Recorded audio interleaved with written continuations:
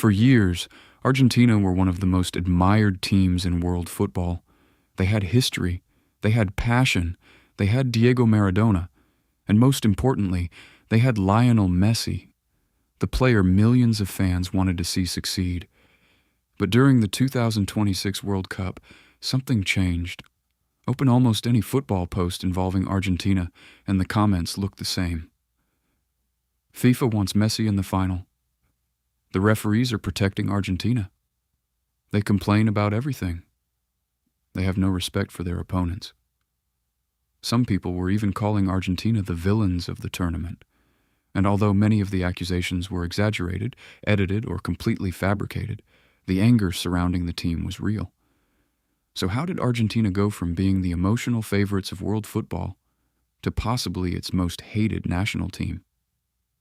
Was it because of controversial refereeing? Was it because of the behavior of their players? Or had football fans simply grown tired of watching Argentina win? To understand it, we have to go back to the beginning. Argentina entered the 2026 World Cup as defending champions. They had won the World Cup in Qatar in 2022 and followed it by winning another Copa America in 2024. They were no longer the desperate underdogs trying to help Messi win his first international trophies. They were now the dominant force everyone else wanted to defeat, and that completely changed how people viewed them. When Argentina were losing finals, the football world felt sorry for them. But once they started winning, the same qualities that had once been described as passion began to look like arrogance. Their celebrations became provocations. Their aggression became dirty play. Their confidence became entitlement. And every decision in their favor became evidence of a conspiracy. The team's reputation also carried memories from previous tournaments. Emiliano Martinez had already become one of football's most divisive characters because of his penalty mind games, celebrations, and constant attempts to irritate his opponents. Players such as Cristian Romero and Leandro Paredes were known for playing on the edge, while Argentina's heated quarter-final against the Netherlands in 2022 had created an image of a team that did not simply want to beat its opponents. They wanted to humiliate them. Argentina's supporters saw this differently. To them, it was competitive mentality. Their players were prepared to suffer, fight, and do anything necessary to win. But to everyone else, Argentina were beginning to look like a team that demanded respect without always showing it in return. Their 2026 tournament started almost perfectly. Argentina were drawn alongside Algeria, Austria, and Jordan in Group J. They beat Algeria 3-0, defeated Austria, and completed the group stage with a 3-1 victory over Jordan. They finished with 9 points from 9, becoming one of only 3 teams to win every group match. Lionel Messi also continued breaking World Cup records during what many expected to be his final appearance at the tournament. At that stage, there was not much serious controversy. Argentina were simply better than their opponents, but their comfortable group also added to a growing narrative. Critics argued that the defending champions had received a favorable draw and a manageable route through the tournament. That did not prove anything, of course. Argentina could not choose their group. But social media does not need proof to build a story, and the story was already forming. FIFA wanted Argentina and Lionel Messi to go as far as possible. The first major wave of anger arrived in the round of 32 against Cape Verde. On paper, this was supposed to be a simple match. Argentina were the defending champions, while Cape Verde were competing at their first World Cup. Instead, Argentina were dragged into a chaotic match and eventually survived with a 3-2 victory.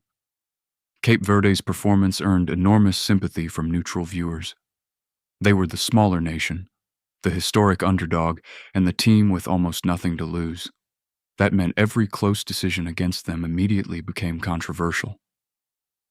Fans questioned a possible penalty incident, a heavy challenge that was not upgraded after review, and the referee's management of a restart while an Argentina player was returning to the field after treatment.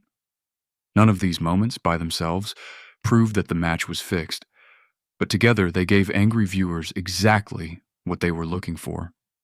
A giant football nation had narrowly escaped against a World Cup debutant, and the referee had become part of the story. Instead of discussing Argentina's defensive problems, Many people discussed whether Cape Verde had been robbed. Argentina had advanced, but their reputation had taken another hit. Then came Egypt, and this was the match that transformed suspicion into full-scale outrage. Egypt took Argentina into an extraordinary round of 16 battle. Argentina eventually came back to win 3-2, but the game was dominated by arguments over the refereeing and the use of VAR. Egypt believed several major decisions had gone against them. Their football association reportedly submitted a formal complaint to FIFA, accusing referee François Letexier and his team of making serious mistakes. The most debated incident involved a VAR intervention connected to an action that had occurred much earlier in the attacking sequence. To Argentina's opponents, it looked like another moment in which the rules had been stretched to keep Messi's team alive. To defenders of the decision, VAR had simply identified an infringement and applied the laws of the game. The problem was not only the decision itself, it was the context. Egypt's complaint gave the accusations a level of credibility that random social media posts did not have. The controversy became one of the tournament's biggest stories, and even FIFA President Gianni Infantino later referred to the criticism surrounding the match while defending the competition from allegations of bias and misinformation. By now, Argentina were no longer simply playing against the team in front of them. They were playing against an online narrative. Every foul was clipped and reposted. Every conversation with the referee became evidence of special treatment. Every slow-motion replay was presented as proof that Argentina were either the victims of a campaign or the beneficiaries of corruption. Some of the content spreading online was not even real. The Argentine Football Association was reportedly targeted in a cyber attack in which false emails were sent from official accounts appearing to admit to corrupt refereeing. AI-generated videos, fake quotes, and misleading clips also spread throughout the tournament. The line between legitimate criticism and manufactured outrage became almost impossible for the average viewer to recognize. Argentina then faced Switzerland in the quarter-final. Once again, they progressed, this time with a 3-1 victory. And once again, controversial decisions became part of the conversation. Some fans focused on VAR calls and possible fouls in the build-up to important moments. Others argued that Switzerland had not received the same protection as Argentina. But this match also demonstrated the weakness of the conspiracy argument. Argentina played well. They created chances, scored 3 times, and showed the experience of a team accustomed to knockout football. It was possible to believe that certain decisions were questionable while also admitting that Argentina deserved to win. But online football debates rarely allow both things to be true.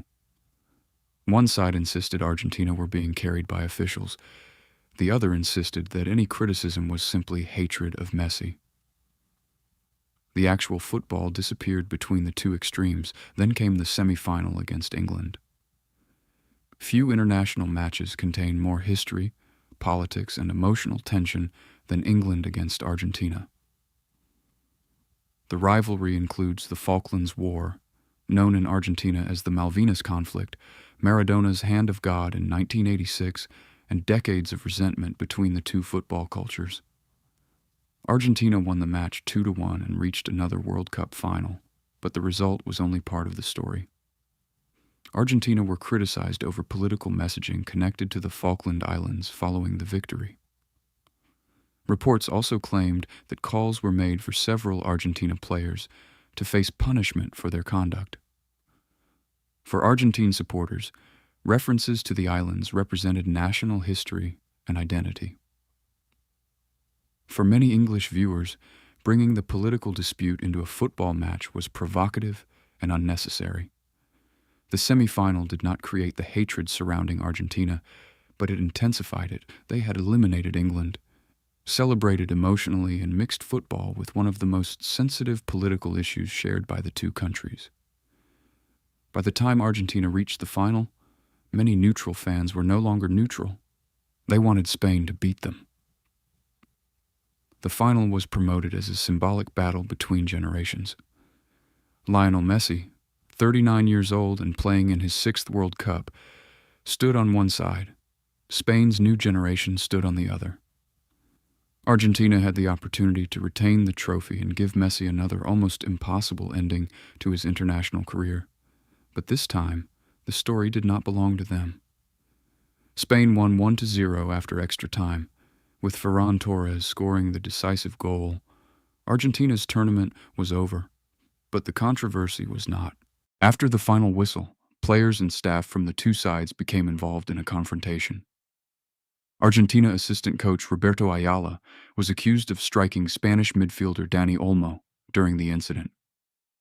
Ayala later attempted to explain or apologize for what happened, but Olmo publicly rejected his version of events.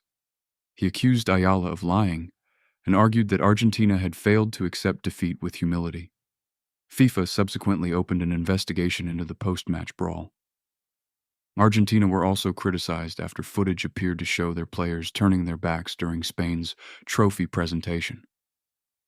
For many viewers, it looked like the final proof of everything they already believed about the team. Argentina were passionate when they won, but disrespectful when they lost. However, later reports questioned the interpretation of the footage and explained that the moment had circulated without its complete context. Once again, the image people wanted to believe traveled faster than the full explanation. And this is what made Argentina's 2026 World Cup so fascinating. There were real reasons to criticize them. Their confrontational behavior created unnecessary tension. Some players and staff struggled to control their emotions. The post-final scenes were ugly. Political messaging after the England match was always going to cause anger, and several refereeing decisions, particularly against Egypt, deserved serious examination. But there is a difference between controversy and conspiracy. Questionable refereeing does not automatically mean a tournament is fixed. An aggressive team is not automatically a cheating team. And supporting Messi does not mean FIFA secretly controls every result. Argentina became the center of the perfect social media storm. They were successful enough to create jealousy, aggressive enough to create enemies, famous enough to dominate every conversation, and controversial enough to make the wildest theories seem believable. There was also another major change. In 2022, much of the football world wanted Messi to win the World Cup. It completed his career and ended the argument about the one trophy he had never lifted. But by 2026, that emotional story was finished. Messi already had his World Cup. Argentina had already experienced their perfect ending. They were no longer asking the world to support their dream.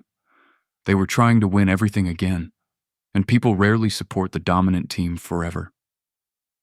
Brazil were hated when they controlled world football. Spain were called boring when they kept winning. Real Madrid are accused of receiving special treatment almost every season they succeed in Europe. Manchester City's dominance has made them villains to millions of supporters. Winning creates admiration, but repeated winning creates resentment. Argentina did not suddenly become football's most hated nation because of one referee, one celebration, or one confrontation. It happened gradually. The celebrations after 2022, Emiliano Martinez's behavior, the aggression of their players, the endless arguments with officials, the Egypt controversy, the political tension against England, and finally, the chaos after losing to Spain. Each incident added another layer. By the end of the tournament, millions of viewers were no longer judging individual moments objectively. They had already decided who Argentina were, the villains. But maybe that is also what made them so compelling. Argentina were not safe. They were not emotionally controlled. They were not interested in being everyone's second favorite team. They played with pride, anger, fear, desperation, and sometimes complete chaos. They gave their supporters everything, and they gave their enemies even more reasons to hate them. So, are Argentina really the most hated football nation in the world? Possibly. But not because they are the only team that surrounds referees, wastes time, celebrates provocatively, or benefits from controversial decisions. Almost every major football nation has done those things. Argentina are hated because they combine all of them with success. They win loudly, they lose emotionally, and they never allow a match involving them to feel ordinary. Perhaps Argentina became football's villains because their behavior crossed the line too many times. Or perhaps the football world simply needed a new enemy after Messi finally became a champion. The truth is probably somewhere between the two. Argentina were not innocent victims of jealousy, but they were not the beneficiaries of a giant, proven conspiracy either.